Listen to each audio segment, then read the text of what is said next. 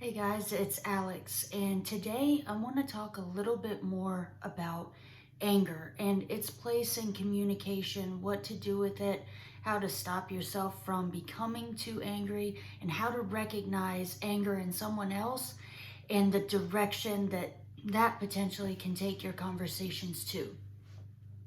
In every conversation that gets heated, it is standard for that communication to sometimes end up in a battle for the last word. So you have to at some point decide, do I want to have the last witty word in this conversation, or do I want to have this conversation end in a way that's going to be productive and allow the both of us to move forward? Because if you've noticed in conversations that someone is angry, it seems like everybody is trying to validate their point. That is usually not the way to get to a resolve of the situation. So, if you're starting a conversation, you should always have the end of that conversation in mind. What is the ideal way for this conversation that we're having to end up, and so that we've got an understanding of where each other is coming from? If that is your goal, I would encourage you to hold on to that goal as you get into your conversations. You will never be able to control how someone else reacts to something. You can do the best you can so far as using verbiage that's polite, respectful, and try and avoid things that you know will set another person off. But as reluctant as you may be to accept the fact that things will still at times become heated in conversations, it's good to be practical and realize that that may happen. If it does happen and someone becomes angry in a conversation, you might feel this pull, this natural instinct to defend yourself and almost feel like you're angry at the other person for getting angry because they misunderstood what you were trying to say so badly. Listen to what I just said though. If you're angry at the way someone else understands things, that's not going to be productive.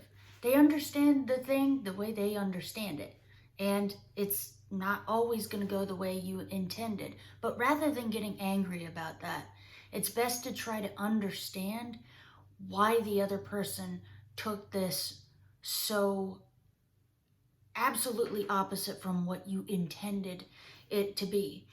And so if you're looking at your conversations as a whole and you're holding on to this desire to want your conversations to end amicably, you have to get yourself in a position where you don't feel the need to have the last word, because you can either have the last word or you can have the result you want. Very rarely will you get both. If you are the person in a conversation that is willing to not get defensive and willing to not take things personally, you are always going to be in a better position to have this conversation end in a much better way than if you start saying defensive things, which will make the other person more defensive. Every word that comes out of your mouth when another person gets angry needs to be in an effort to deflate the situation, not egg it on. We talked about using tone and language that allows people to calm down, which brings us to our second point. The first point, of course, being don't make it a priority to get the last word in. Make it a priority to have the conversation end the way you wanted it to end. Remembering that by you getting defensive, now you've got two people being defensive, and most likely that's not going to turn out the way you want it. The second thing to remember in today's lesson, in my opinion, is a critical one as well. You have to make it okay for someone else to admit they were wrong. If you get on a defensive, you're never going to be in a position where this other person is going to be like, well, yeah, you're right. Because when we get into a heightened space and our tempers are flaring, it becomes more of a duel and less of a conversation. It feels more like a fight and not like a conversation. So you're talking low, you're talking slow, like we discussed in the first video on anger. You're then going to decide, before you've even entered the conversation, before the person that you're talking to has even become angry, that having the last word isn't as important to you as getting this other person on the same page with you. If that means they need to talk more than you, fine. What have you lost?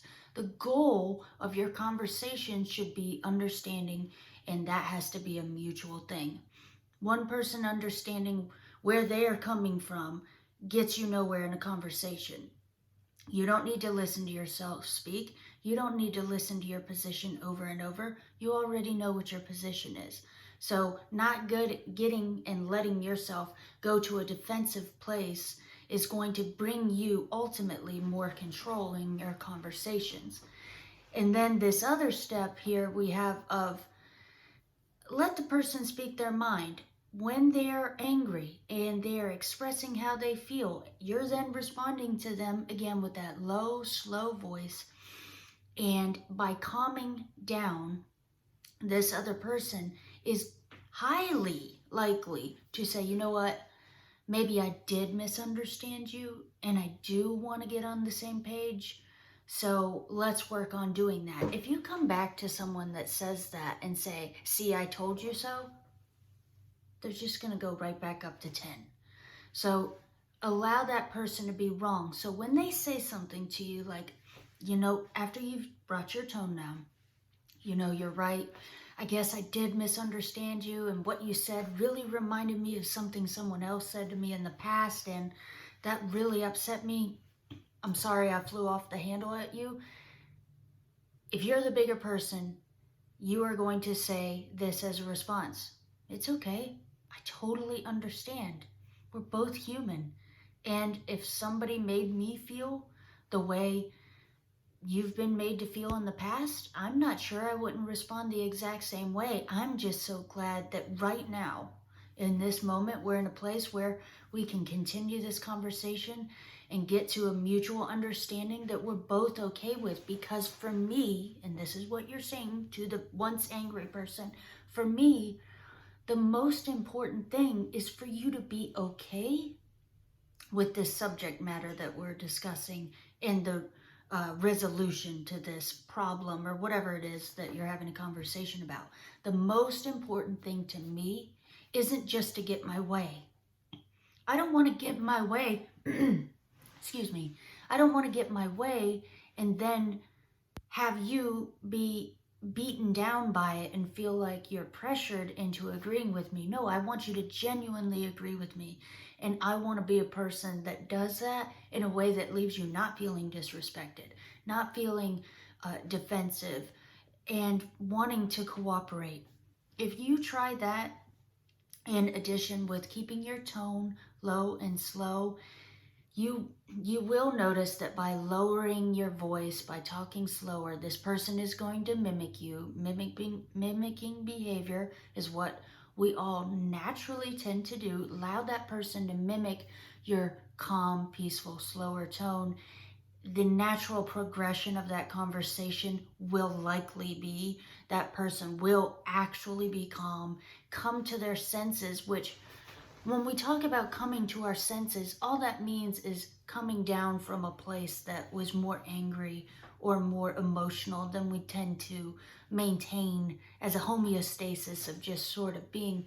When we come down from those places, we are more reasonable because we are calm, and everything looks more practical when you're not out of your mind angry, right? Common sense.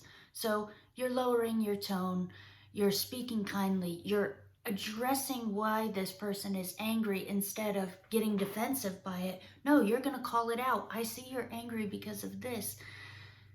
Your tone changed. I want to talk about why, and I want to make sure that you're fully understanding me, because if you fully understand me, you're going to see that in no way I'm meaning to disrespect you, because I genuinely care.